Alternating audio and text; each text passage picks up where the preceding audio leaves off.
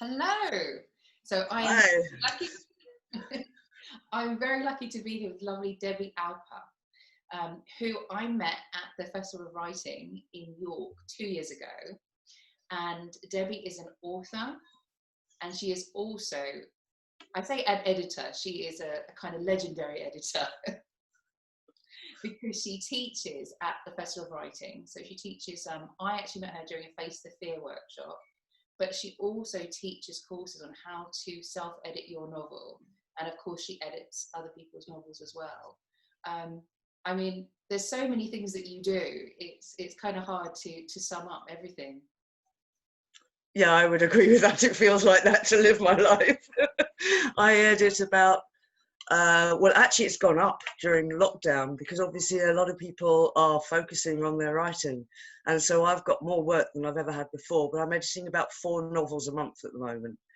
And the 37th Self-Edit Your Novel course, it runs 4 times a year, that's about to start. And then there's the Summer Festival of Writing as well. So yeah, I'm hugely busy, but grateful for it. Wow. So actually the self-edit your novel course, that's separate to the Festival of Writing, is it? Yes, totally. The Self-Edit Your Novel course runs 4 times a year on the Jericho Writers website. And we started in April 2011. We've had, I think it's 417 people take the course now. And the people from the earlier courses, I did a check in 2016, which I keep updating. We've got 1 in 4 people published who took the earlier courses, which if you know the stats of 1 in about 2,000 for people that just go into the slush pile of submissions, that's pretty awesome stats. So we're very proud of our self-edit graduates. Yeah, that's so incredible. And one of the things I must remember as well is to add the link for all of these things. That would be great. That'd be great. Because I work editing other people's work as well, and I'm constantly talking to people who want an editor but might not be able to afford to pay an editor. And I mean, I self-edit my work, a lot of my work, and I actually really love self-editing, but it's a challenge and it's hard work to go it alone. It's very hard to step outside of your own work, and that's actually why the course works so well, because we have groups of 12. It's 6 weeks, it's online. Everybody has their own dedicated homework threads, so we have tutorials, and then the homework is based on people's own work in progress. So the tutorials impart the tools, and then the homework shows how to apply those tools to your own work. And then everybody comments on each other's threads. And so that enables you to click on your editing brain as opposed to your writing brain, which is very, very different. One's creative and just splurges out, and the other needs to be much more detached and analytical. And once you start exercising that bit of your brain working on other people's work, you can then start, and you see theirs on yours, it enables you to have that kind of distance, but still there are things that you do not realize you've put in, either good or bad, and sometimes really good. You'll point something out that works really well, and someone will say, I didn't know I'd done that, which is great, of course, because it shows that their instincts are in the right place, and once they know that, then it increases their confidence. Yeah, I mean, I find for me, it's been really useful for me, like you say, to edit other people's work, because for a start, I am much more, detail orientated when I work for other people, because I think it's a bit like looking after other people's kids. You're like, it's true, but you're kind of like, okay, I think it's this, let me just go double check. And I think that's one of the things people don't realize, like as a writer, as an editor, my spelling is not perfect by any means, and I'm always checking the spelling of words, and I'm always checking the ones that whether they should or shouldn't have a dash between them. Okay, yeah. Because I find like it tends to be a personal thing. People throw them in, and sometimes that's just the way. Whereas there is a rule. Of course, there's a rule. There's always a rule. The other thing is, I go into it and I look at it, there's often like different schools of grammar as well. So you might be getting it right in one school and wrong in another. So there's no perfect It's also really important to know that when you're doing creative writing, the strict rules of grammar can actually go right out of the window, because the whole point is that you're being creative. But you need to know what they are before you can break those rules, because otherwise you'll probably just make a mess of it. Oh. So there's certain things like punctuation going inside quotation marks. You can't mess with that. You can't put it on the outside. On the other hand, you might decide not to punctuate dialogue at all. So, you know, there's all possibilities. But the editing that I do, although it does go down to that kind of macro focus, is mainly structural. So it's mainly the actual structure of a novel, the plot, the pace, the characterization, and then you move into the style stuff. But that also includes point of view, psychic distance, showing and telling. And then the final there is that grammar and spelling, nitpicky stuff. There's lots of layers. It's so much, and I think also sometimes you forget as well that a lot of the books, say, on your bookshelf that have been published by major publishing companies, yeah, exactly, will go through, as you say, there are several different types of editing processes. And so it's, you know, I always find when I talk to people about editing, I'm saying, well, okay, but I'm just one editor, you know, and you know, I think the thing is, it's about, what's the word? You've got to. There's a sort of a cloth making things. You've got to cut your thing to your cloth. You know. Yes. Yeah. It's also about, you know, when you look at publishing as a business and writing as a business, you have to do what you can afford to do. Yes. And of course, if you're trade published, there's the extra layer, which is that you've got to self-edit yourself to the best of your ability in order to get the agent. And then it used to be, when I was first published by Orion back in 2002, an agent could pitch a novel to the publishers knowing it needed lots more work, and knowing that that would all be handled out at the publisher's end. Now everything needs to be perfect, as ready to go, oven ready at each stage, even though there will be other stages. So you perfect it, then the agent needs to work with you to address any issues and perfect it. So then you get your deal, hopefully, and then there's structural editing, and there may be 1, 2, several stages of that until you get to a situation where you're both happy. Then there'll be a copy edit, then there'll be a proofread, and actually there's 2 or 3 layers of proofreading before you eventually get there. It's why everything's so glacially slow. It's really funny because, you know, before this I have a background in filmmaking and also in screenwriting, and which it's an interesting way to come into things, you know. And again, you know, when you start to understand, you know, the studio system and processes and things like that, you start to understand how big it is. And I think for me, I want to just explain a little bit about like what the Festival of Writing is as well, because that's been running for quite a few years as well. And it's what I loved about the Festival of Writing is, obviously, what I love is so many times there has been a very big kind of what's the word? It's one of those things. If I say to people, and I say I've written a book, and they say, is it published? And I say yes, and they say, who published it? And I said, I did. I self-published it. And they go, oh. And I always say it's the difference between, if you say to somebody, I have my own business. Oh, that's fantastic.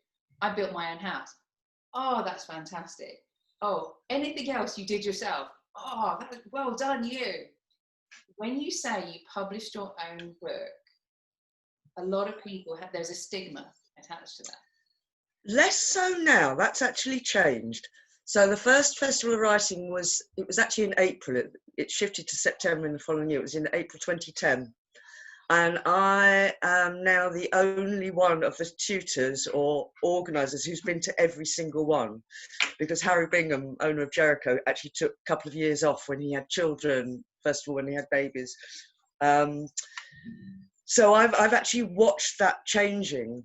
And at that time I went, you know, my credentials were that I was a published author rather than any kind of academic credentials. And at that stage, self-publishing was pretty much in its infancy. And there was a stigma, and in many cases, rightfully so, because anybody and everybody suddenly find that they could chuck their novel out there. And yes, it's an achievement to write a complete novel, but writing a complete novel that people will actually want to read, or that's good enough that people will want to read, is a whole other layer. And so this idea that it hadn't gone through any gatekeepers, it hadn't gone through any professional opinions, it might never have been read by anybody else, they just chucked it out and it's out there. It was valid at that stage to look down on that, because I would say 90-odd%, probably 99.9% of it was rubbish. And I'm saying that without judgment, good for them, they've done it, but nobody was going to want to read it. And that's what actually created that stigma, I think. And then as time has moved on, and you've got more and more people, you've got the Alliance of Independent Authors, you've got people like David Goffran, who have become self-publishing gurus kind of thing, and who are committed to excellence. And so that's why my first 2 novels were published by Orion, but then I took the, actually this is going to feed in very well to what we're supposed to be talking about. I then took the rights reverted to me, and I republished them along with the next 3 in the series. So I'm a hybrid author in that I am both trade and self-published. And I know that the self-published novels were as thoroughly edited and as thoroughly professionally, all of the production stat values and everything were to the same standard. Harry Bingham also has both, he self-publishes part of his novels and the others are trade published. And because of that kind of professional commitment, I mean, several of the novels on my shelves there. I've got a couple of whole shelves that are novels by people that I've worked with, and a couple of them are huge, big hitting self-publishers. Claire Flynn, Linda Huber, and again, they still sometimes experiment, so they will still sometimes think, oh, I've had an offer from an indie publisher, I'm going to go with them. So there's a whole range there, but the production values and the actual stories are as good as anything you will find trade published. But that's only really happened in the last few years. The first few years of self-publishing, there was a lot of stuff out there. And there's still a lot of stuff out there. It's just that the balance has tipped, and you can no longer assume that because somebody is self-published, they can be rejected as not good enough to have been trade published. It's a decision that people make, that they want to retain control. It's not easy, but they want to retain control.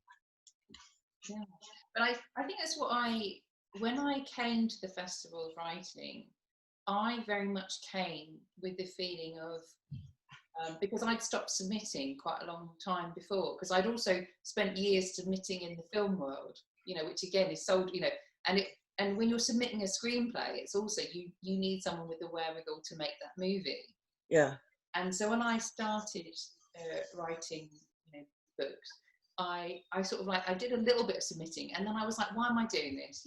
I've kind of spent so long going around the houses, and I just thought, yeah, I think I'll give this a go, kind of thing. And so, but when I went to the Festival of Writing, I had kind of woke up and I went, hang on a second, Pearl, when was the last time you actually submitted? When was the last time you actually tried to engage with publishers? And I had been to the London Book Fair that year. Whoa, that's been described to me as the equivalent of a cow going to Smithfield. Well, there you go. But actually, no, I actually had a lovely time. I only went, so 2018, I'd only gone for a few hours, but I'd actually met editors who started, they said, tell me about your book. And I went, okay, we'll take a look at it. And I said, but your publishing house doesn't deal with authors that don't have agents. He went, I think we'll be all right, and it was that, it was interesting because that was the first time I really got a sense of the feeling of the publishing industry wanting you to succeed.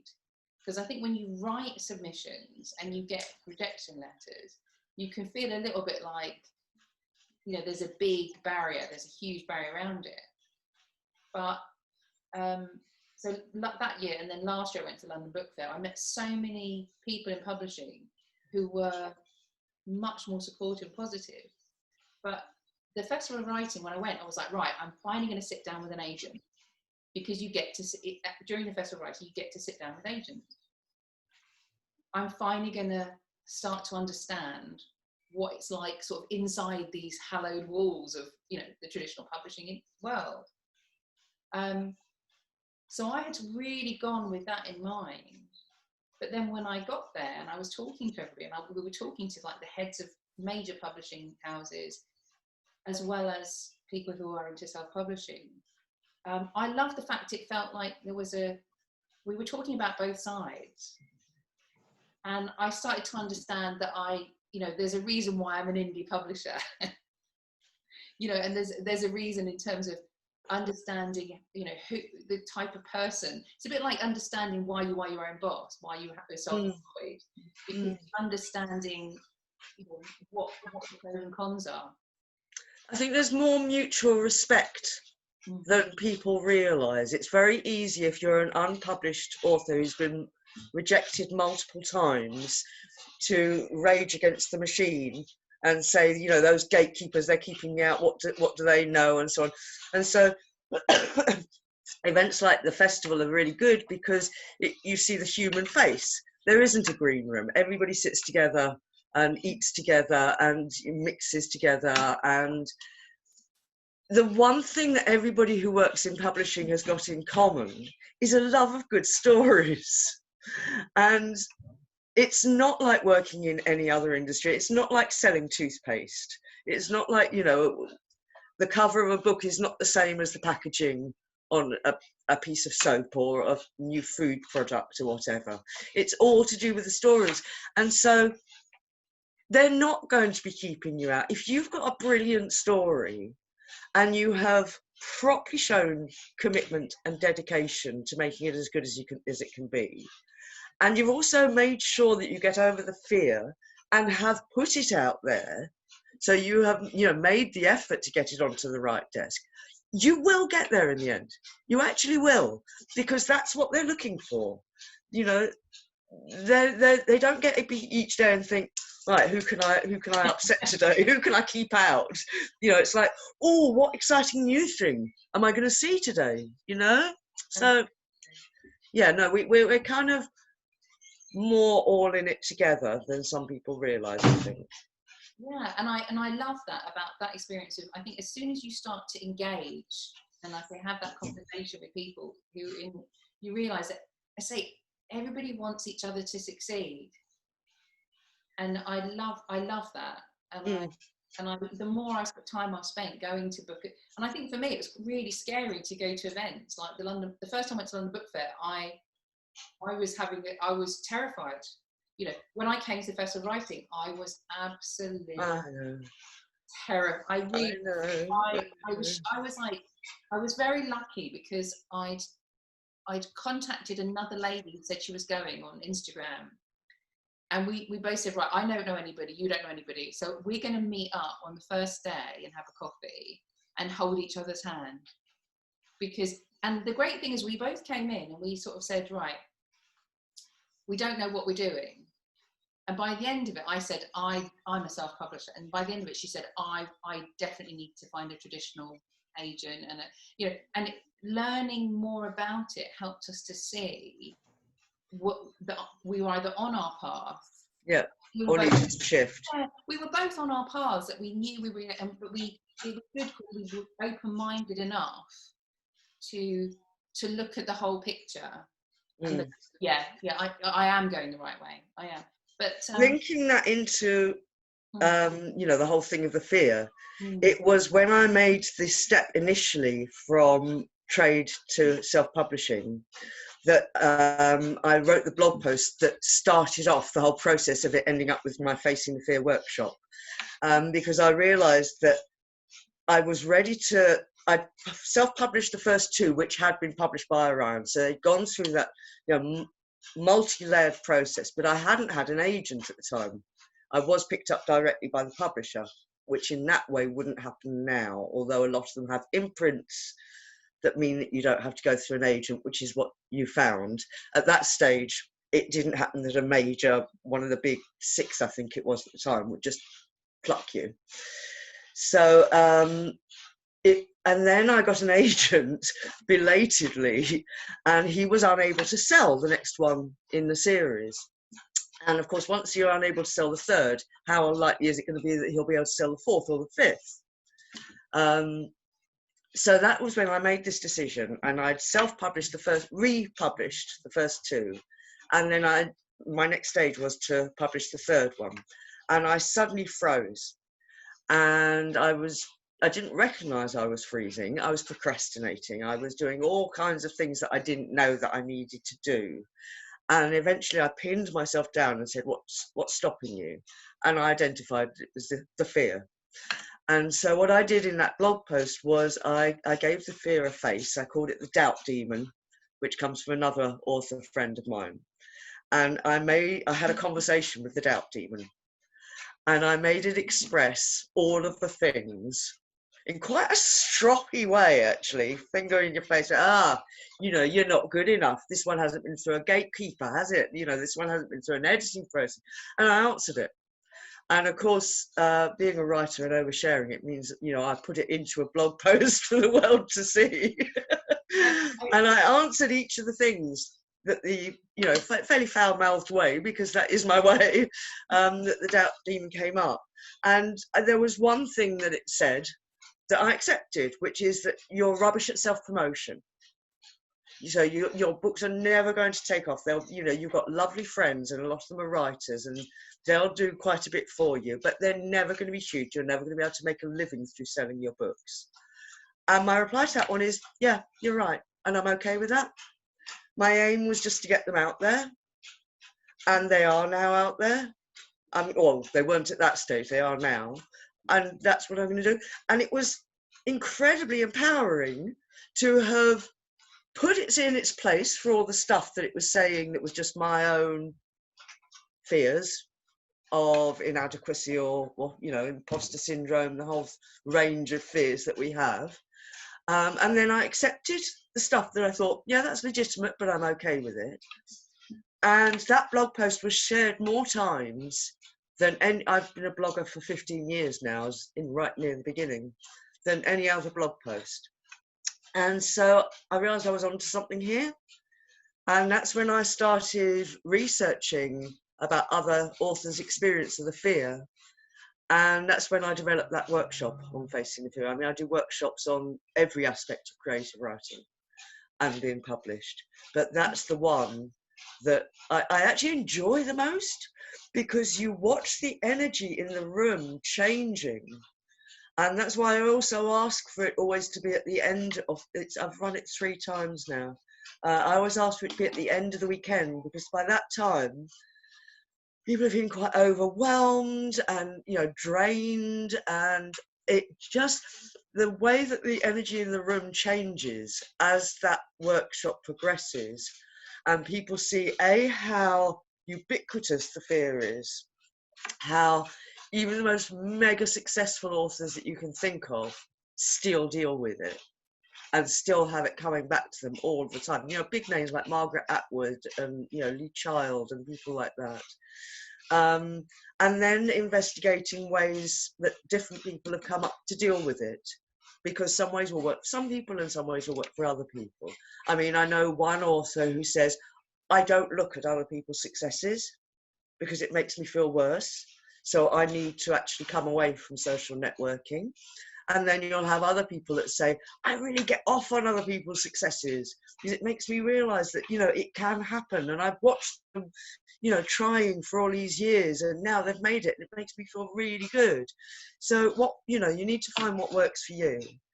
But I just love doing that workshop because it's just so energizing, and it's to do with kindness to yourself as much as anything else, and recognizing that you deserve to feel good about things and feel good about yourself, and that you don't need permission to do something like writing. You know, people don't feel they need permission to do other hobbies. Writing costs nothing. It's I'm prejudiced because I believe if more people spent time just sitting, going inside their own head and writing and creating and making stuff up for themselves, the world would be a lot better place, because it teaches you empathy apart from anything else, even though you're inside your own head doing something, because you have to imagine yourself inside the head of characters who may be very different from you. It teaches empathy. I mean, they've done lots of studies recently about how reading actually incites empathy in people. So, and it's the same for film, really. I mean, the best films are the ones where you imagine you are that character that these things are happening to. You know, your heart beats faster, you cry, you laugh.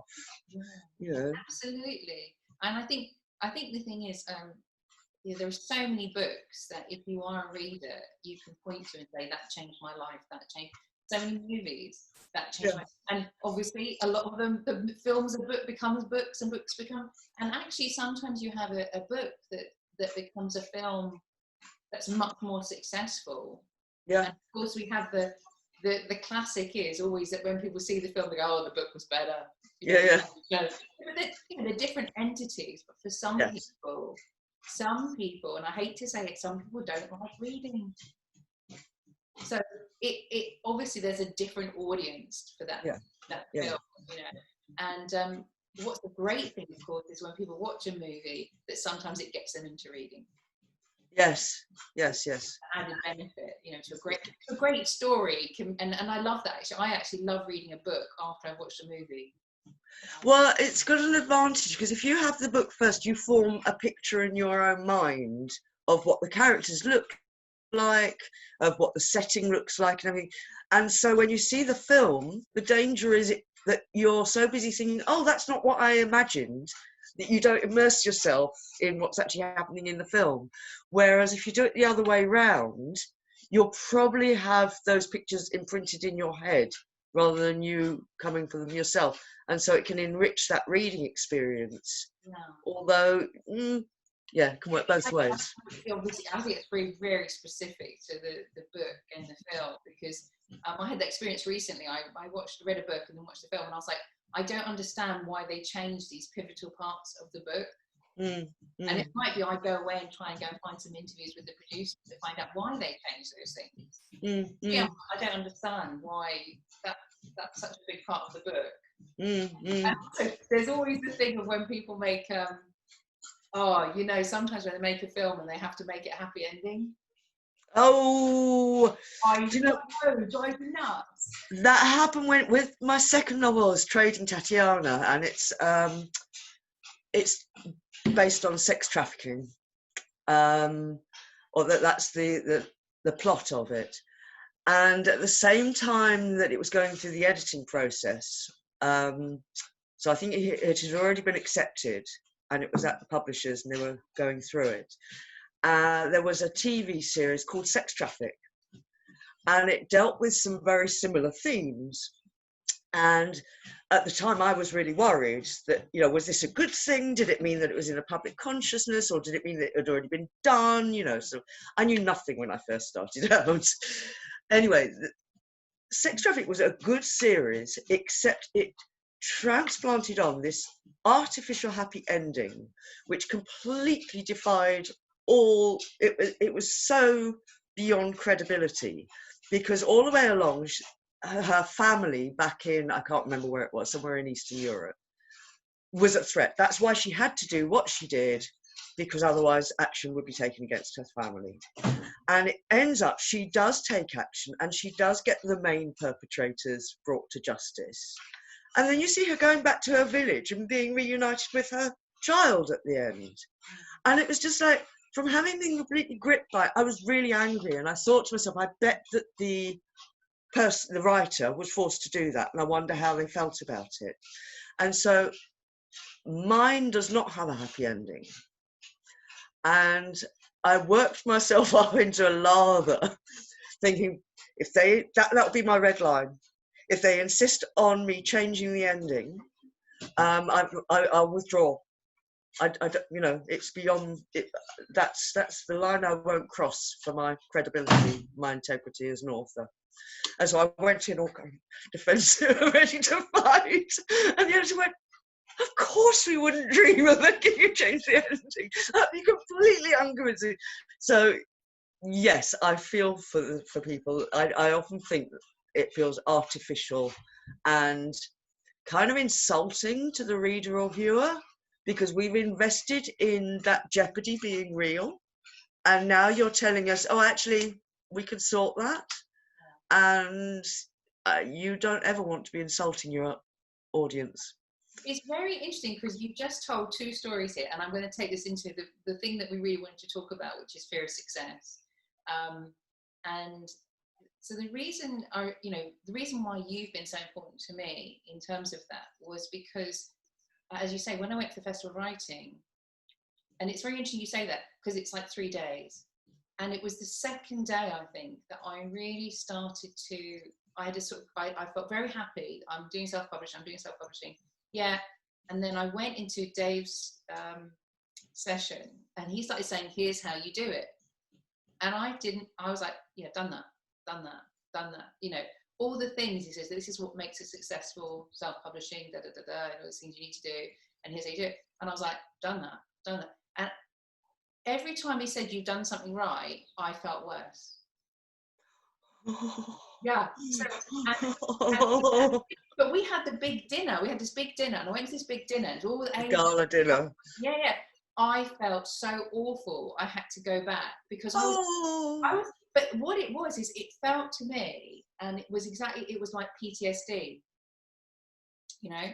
So when I came into the Face the Fear room, I was sitting there, and it was a lovely environment. And you said, right, tell us the fears that you know, what you're afraid of. And I sat down and I thought, if I say fear of success, everyone in this room is going to hate me. And I was like, literally, they're all going to hate me if I say this. Because, and it's that, the thing is, it's interesting because you talk about jeopardy, but then it's like when you went to talk to your publisher, the fear that they were going to make you change the ending was in your head. Mm. And for me, like going into that room, I was like, I know I'm scared of success. I don't really understand it. And when I put my hand out and I go, fear of success. And then Debbie said, it was great. You said, oh, yes. I was like, phew. And what was great is, you know, people get signed. Writers always get signed at the Festival of Writing by agents, by publishers. Sometimes people they've been in discussion with for a while, but it kind of like adds a bit of heat, doesn't it? And like you said, people are going home from that having achieved exactly what they set out to achieve, exactly what they've dreamed of for years, what's been their holy grail, what's been everything that they've wanted. And instead of them going, yippee, they go, yeah, I'm freaking out. And the best thing for that, the best, absolute best thing is when you sit there and we all talk to each other about, yeah, I had that last year. Yeah, you know. So, you know, and you've experienced this every year, I guess. Yeah, absolutely. Because I've been through it. You know, that's the thing about having gone. I didn't even know I was writing a novel initially. This was back in the end of the last millennium. I had 2 small children. I had 2 part-time but very stressful jobs. And I just started going to a local writers group because it was something I could do on a Saturday night and leave the children at home with my partner. And so I just kept writing because I needed something to read out to my writers group. And I just, for the sheer joy of it. And when I it was my partner who actually told everybody, Debbie's writing a novel, Debbie's writing a novel. I would never have dared to do that. And he was doing the bulk of the childcare. And he eventually said it when he was picking the children up from primary school. And he said it to him and said, oh, you know, my ex-partner works in publishing. And so it was all very bizarre. And I was picked up by the first people that I approached. I didn't even approach them. My partner did it on my behalf. And I knew nothing whatsoever. I knew nothing about the theory of writing. I knew nothing about how the industry works. None of it. So massive imposter syndrome. No academic qualifications. Went to school. Went to work straight after school. Never been to university. And now here I am. And on the I remember the first time in the self-edit course, we had somebody who said, oh, I've got a creative writing MA. And it was lucky they couldn't see my face because it was like, you know, the monks, the scream, kind of like, what can I possibly have to, you know, to teach this person and so on and so on. But actually, what I have is a lot of life experience, a massive reader from the time that I was tiny, you know, swept through the children's library. I remember I was something like only 12 when they allowed me to go into the adult library, and suddenly I could get loads of books instead of just 3, and you know, just sort of always head under the covers because I wasn't allowed to read, you know, at 5 o'clock in the morning. Those are the things that qualify you to be a writer rather than academic learning. And so I realized that having been through that process of having lots of life experience and being published, going through that whole process, and then working, I mean, I'm still learning because it never actually stops. And so I realized that I had something to impart to people who, in theory, might look like they had a huge amount more qualifications to be able to do it than I have. So I'm over that now. I still have it with my own writing. I still have massive fear about my own writing, but I know that I can edit and I know that I can teach because there's results there. You know, I've been privileged to be part of so many success stories, that the evidence is right there in front of me. I got no chance of letting the fear in because I just have to turn and look at my shelves. It's a funny sort of thing. I think sometimes I find, like, when I'm doing something that I'm scared of doing, or you know, and it's almost like, right, just keep doing it. You know, you're staying focused, sort of blinkered, and then it's a double-edged sword for me. I don't know about you. When you look backwards and you sort of say, hang on, I've actually come this far. Hang on, I've already done this. Hang on, and it's like a little. You say. It would be really good to talk a little bit more about imposter syndrome as well, because I think there's something about, I think we often talk about the beginner's mind, you know, and like you said, there's always more to learn. And I think as a writer, maybe when every time you sort of sit down at the page, you kind of almost have to say, this is a new day. This is a new, you know, and it's the same for if you're an athlete. It does not matter. It does not matter how you performed in previous events. Yeah. You might have that track record, but when you come in, you're always a beginner. Yes. Yeah. I think the key quotes that always stick in my mind were one that Margaret Atwood tweeted, where she said, about to start a new novel and reface that feeling of I don't know how to do this. Absolutely. Lee Child, who said, if I knew which novel would bomb, I would stop at the one before. So in other words, always anticipating that there's going to be failure. And then Matt Haig said, these are all paraphrased, obviously, I haven't got it in front of me, but something like, oh, I saw an article about how to write a novel and said, oh, that would be good, but I couldn't do that, forgetting that I'd already written however many he has, you know. Yeah. So, yes, it doesn't go away. And to some extent, it keeps you on your toes because you are only as good as the last thing that you did. Yeah. And so each time you embark on a new thing, there is always that possibility that it's not going to come up to the standard that you've set for yourself. So to an extent, the point at which maybe you stop feeling that fear is probably the point where there should be an alarm bell. Yes, yes. Because it's justified, you need it. And the only people that I have come across, the only unpublished authors that I have come across who don't feel it, ironically, are the ones that need it the most. And inevitably, they're not going to improve because they don't know they need to. And so that level of hubris that prevents any fear coming in actually is their biggest barrier to what they want to achieve, because they are not going to hear anything that says that what they've already done is so wonderful that you should just be getting down on your knees and worshipping it. That's why agents sometimes get death threats. How dare you not accept my probably really, really shoddy manuscript that I've sent to you?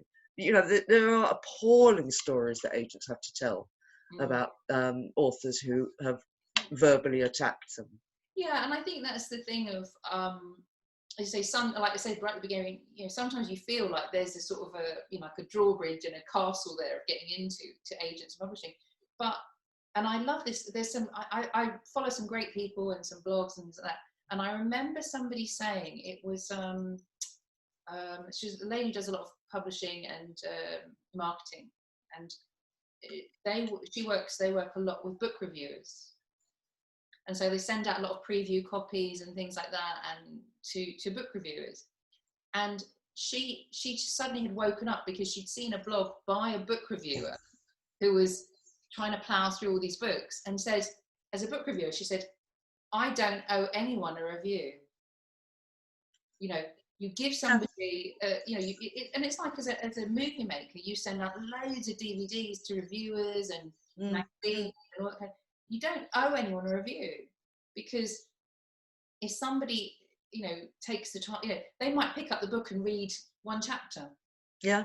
But it's their time. Yeah. Their time. Absolutely. And absolutely. Nobody really, and I think there's also that thing of a lot of writers have a feeling of like, oh, I sent my thing off and it's sitting in somebody's slush pile.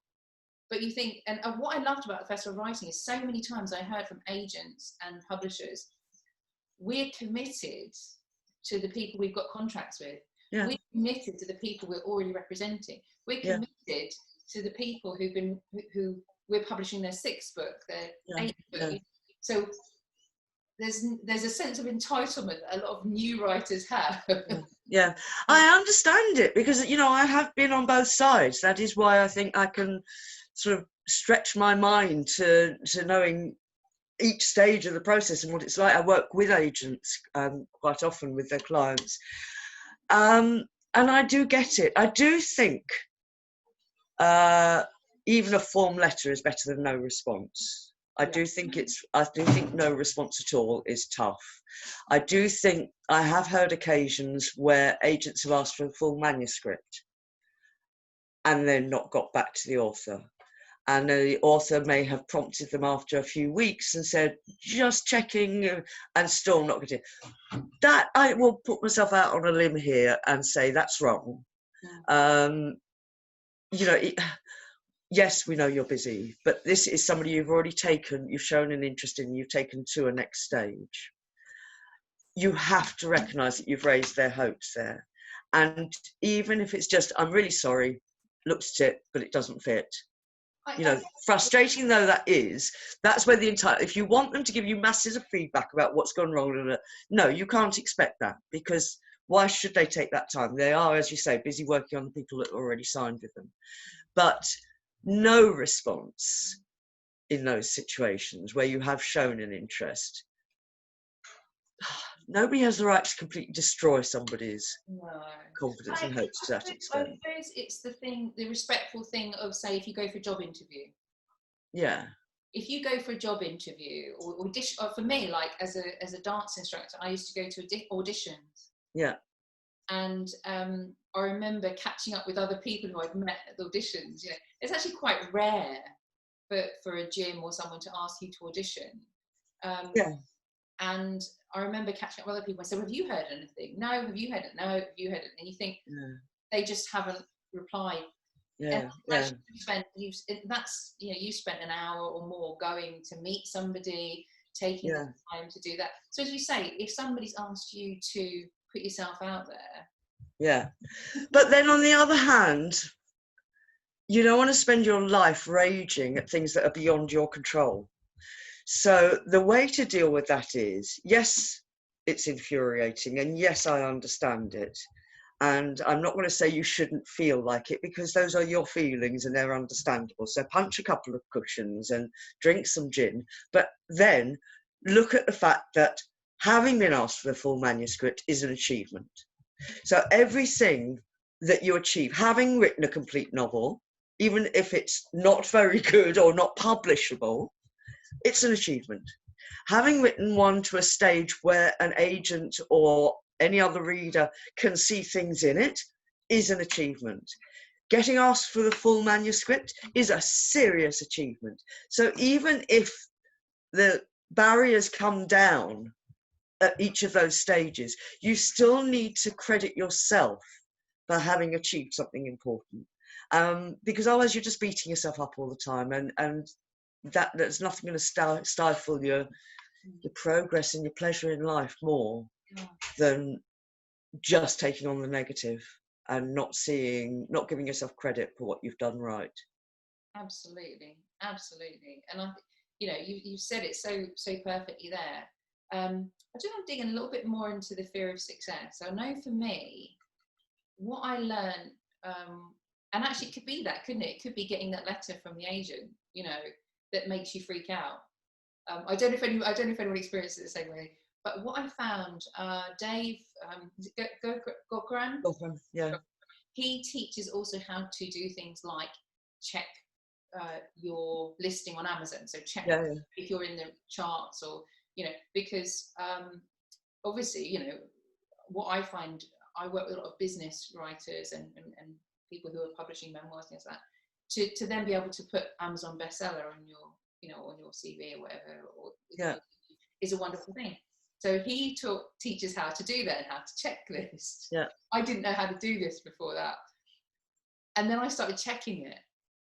And every time it went up, I got more and more scared, Right. And I found it really interesting that I would actually have such a negative experience of becoming an Amazon bestseller, of it reaching the top 10. And my heart would sort of go. And it took me really quite a lot of times to then. It's because the more you've got to lose. So the higher you've gone up, the further there is to fall if you think you are going to fall, isn't it? I think that's partly it. I think that's definitely part of it, and that's the I break it down as that's the fear of loss of success, But I think for me it was much more about the fear of being seen. The visibility. No, I get that totally, because prior to being published, I was extremely private. I was doing lots of political stuff, and I didn't want to be identified. My face was never seen anywhere. My name was never given anywhere. And it was an enormous shock to me when I was first published. It was, as I said, back in 2002. And it's worse now, I think, with social networking, that I was part of the product. I thought my book's out there and that's it, kind of thing.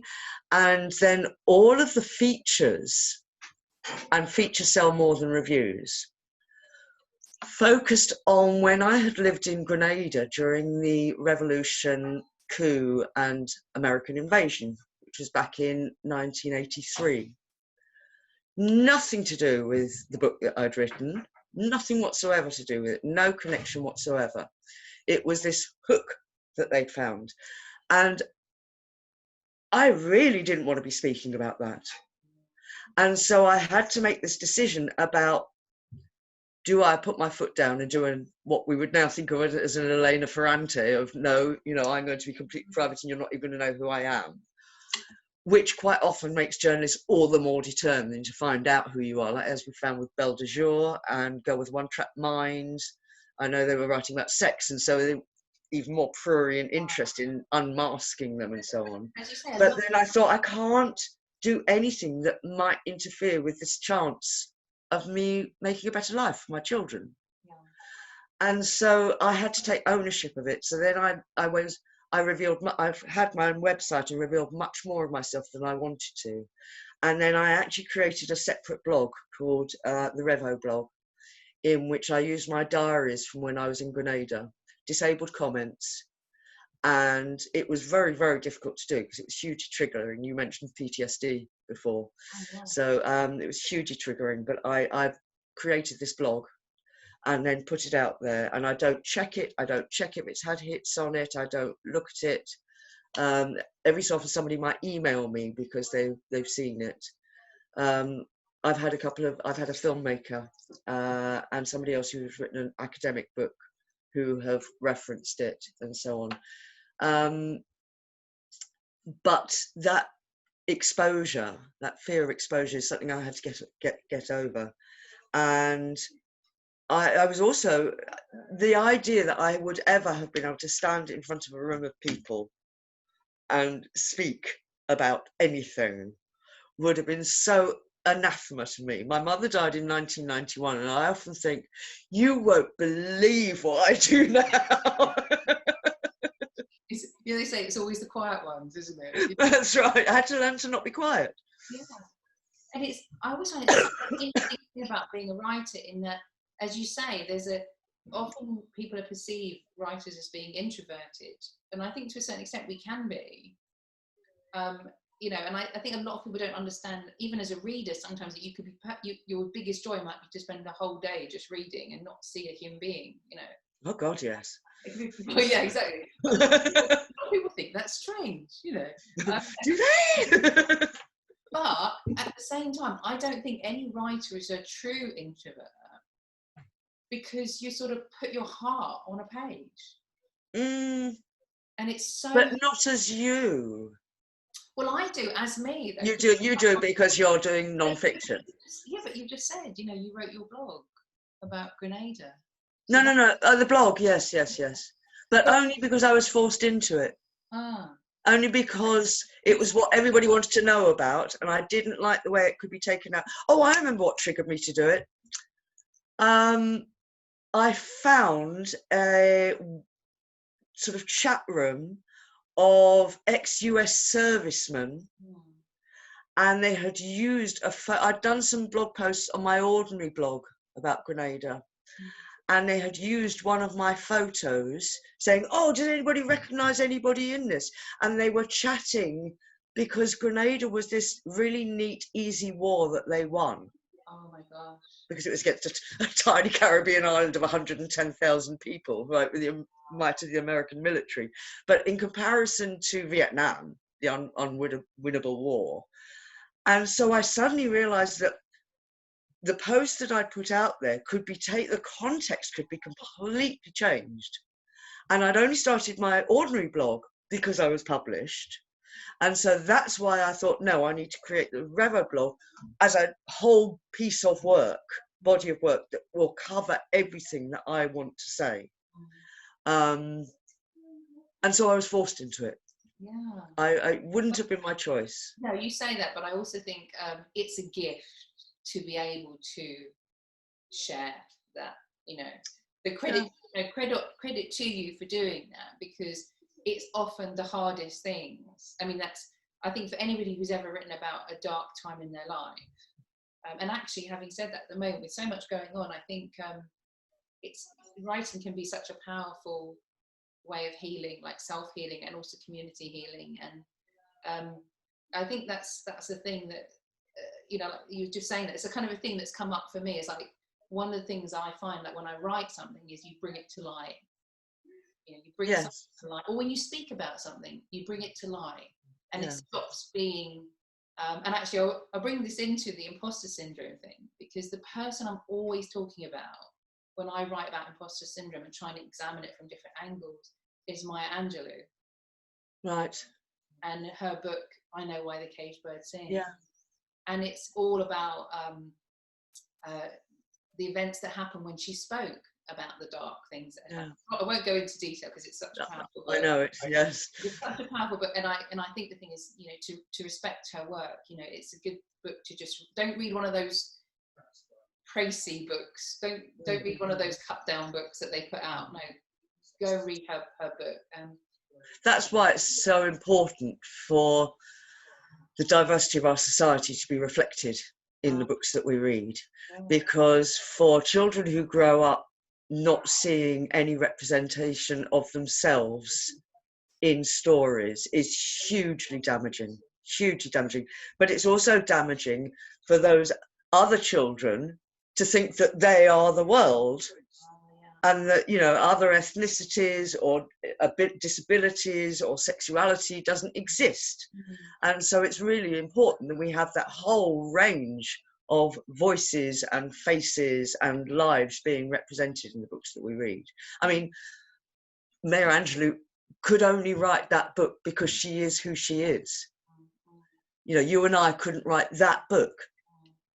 Oh, absolutely. And she is one of the people who's been so vocal about imposter syndrome. And she always said, because she wrote so many books, so many wonderful books, and was, you know, just such a powerful voice, you know, for so long. But she always said every time she published a book, she said, every time I publish a book, this is the one where they're going to realise that I can't write.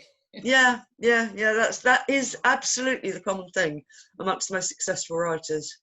When I was researching for the Facing the Fear workshop, that was the thing I came over again and again and again. I mean, I have more material than I could possibly use for that workshop of examples of authors saying that.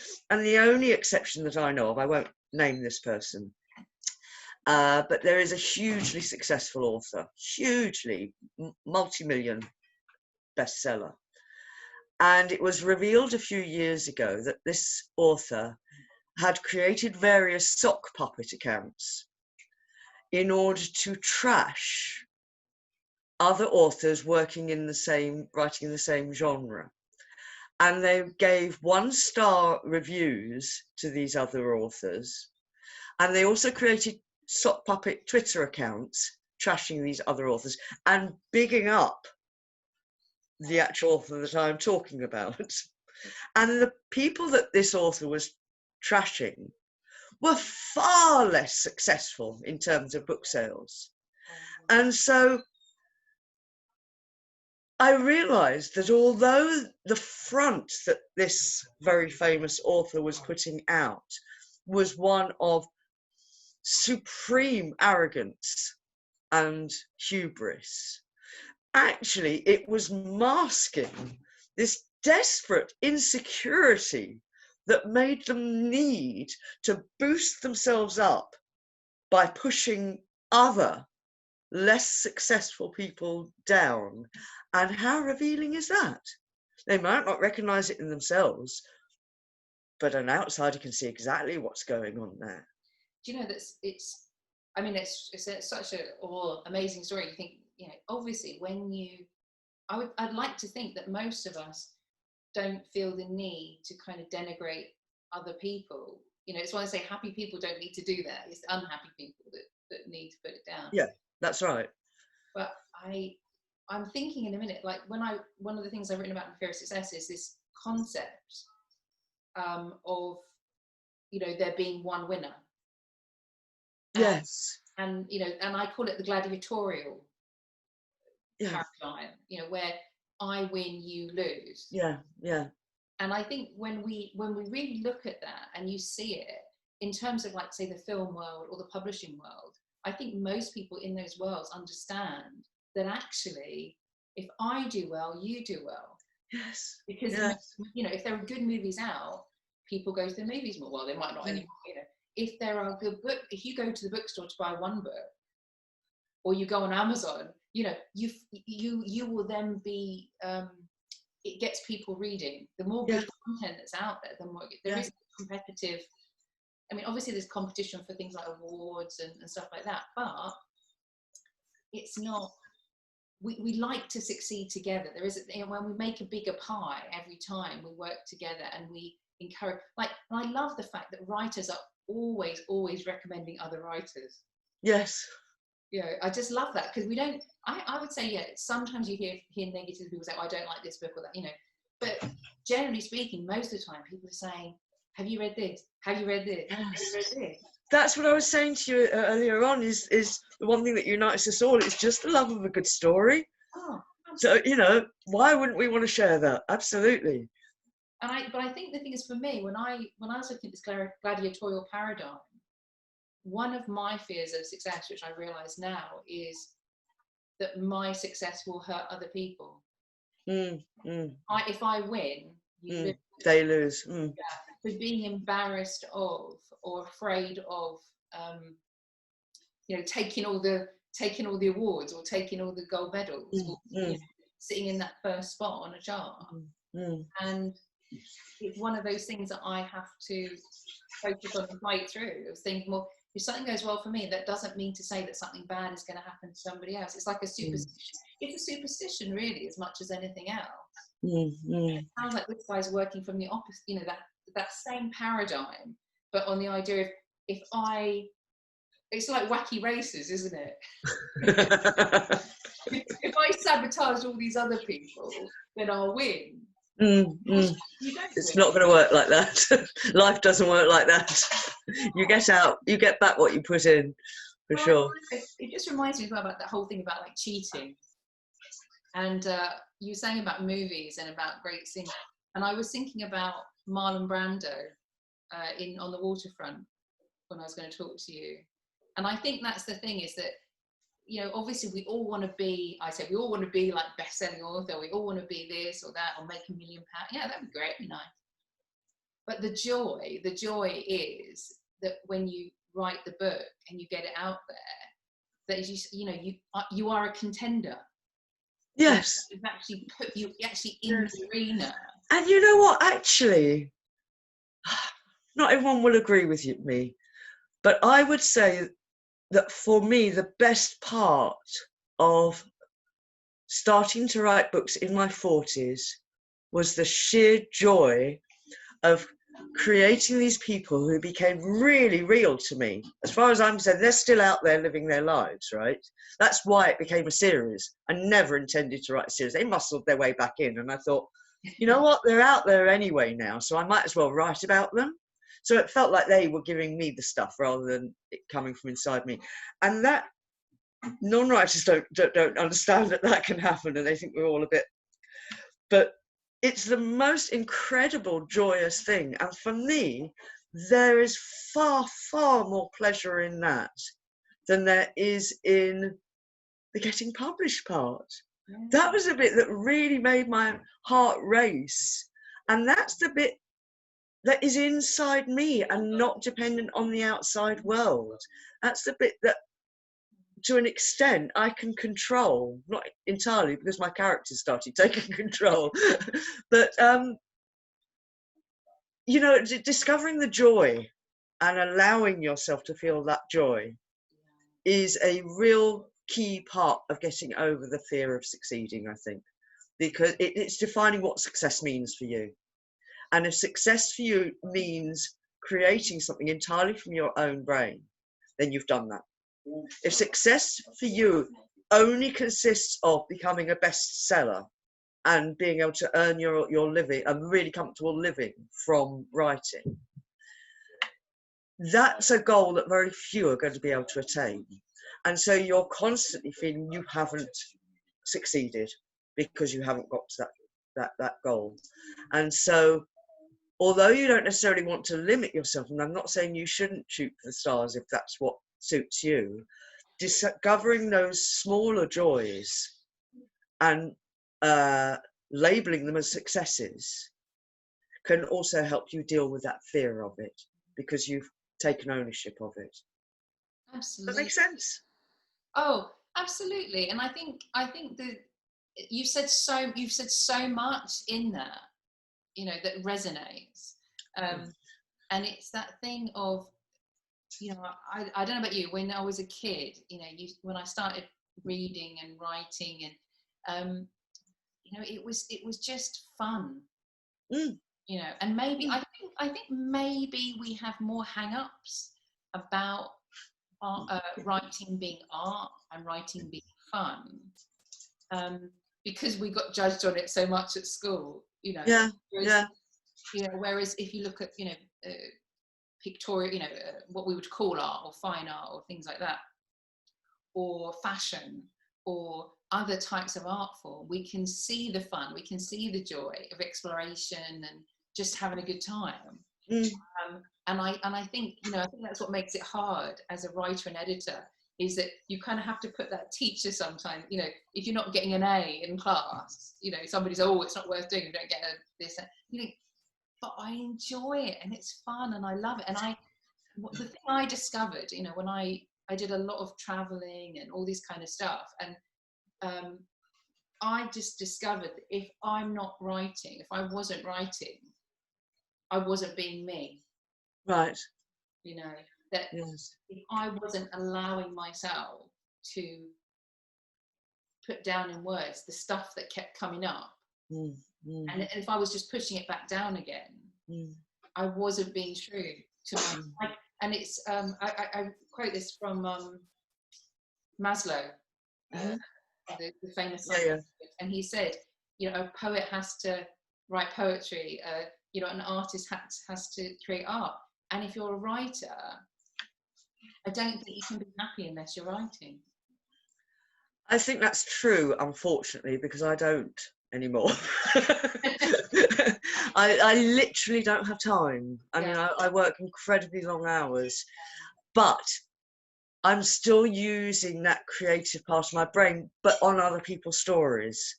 And because I have to earn a living and because I have to put food on the table, I know that I don't have what it takes to become a best-selling self-published author.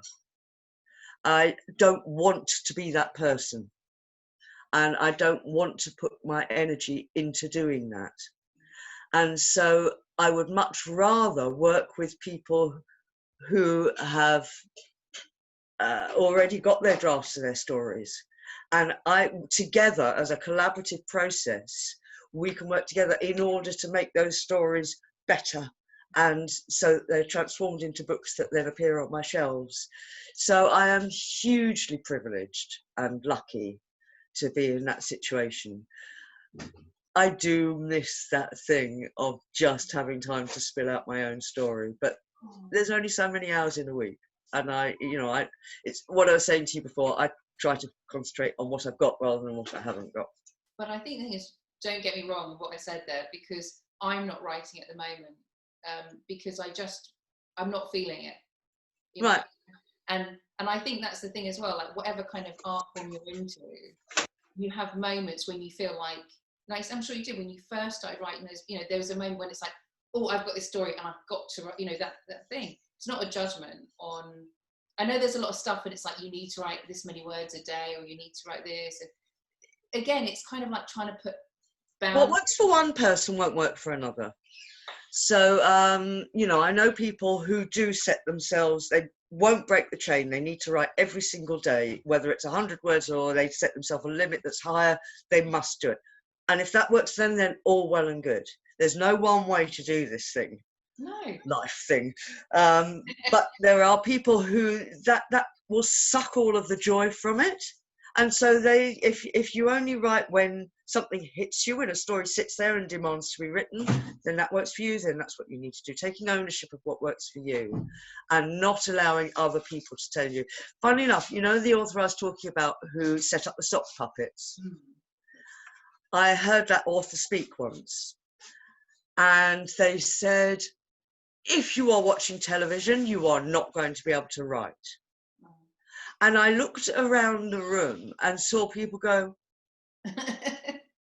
because they wanted to watch EastEnders, or you know, even if they watch something that they think is crap, or whether they watch high drama that's, you know, got fabulous reviews, or they just watch the news because actually the news is full of stories.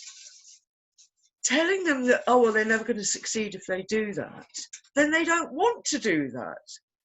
And it's rubbish. It might work for that person, and evidently does, because as I say, they became, they were, even at that point, multi-million bestseller. It's not going to work for everybody. And imposing your version of success onto other people is not only monumental arrogance, it's also damaging, because there will be people who think, well, I don't fit that, and so therefore I'm not good enough. I'm not going to make it. No, that makes me cross. Pearl, I've just checked the time. Yeah, I know. We've gone way over. Yeah, I know. You have summed that up so perfectly in what you just said there. I was just like, wow, that you've really put it perfectly. And thank you so much. I'm so pleased. All the great, and I know, and thank you so much, because I know you're so busy. I'll put some links down here for everything. Are you going to be doing the fear workshop at the festival? No, I'm doing a self-edit mini course at the Summer Festival of Writing. And of course, I've got a new self-edit course starting, but that one's fully booked. There's the next one that has some spaces, and I think it's only 5 spaces remaining, is in September. To be in demand. I know. Well, it's because that success rate. People know 1 in 4. Wow, that's doable. 1 in 2,000. Oh my God, I haven't got a chance, so there's no point, kind of thing. If you wouldn't mind putting a link up to my website, because that's got the details of my editing service. And then if you wanted to, because we've spoken about it, I'm happy if you want to put up the link to the Revo blog.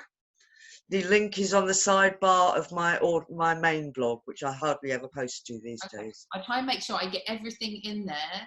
Well, feel free to check with me. Oh, definitely. And thank you so much, Debbie. I'm going to end this now. Okay. And thank you. You've been a lovely interviewer, and good luck with the whole thing. Thank you.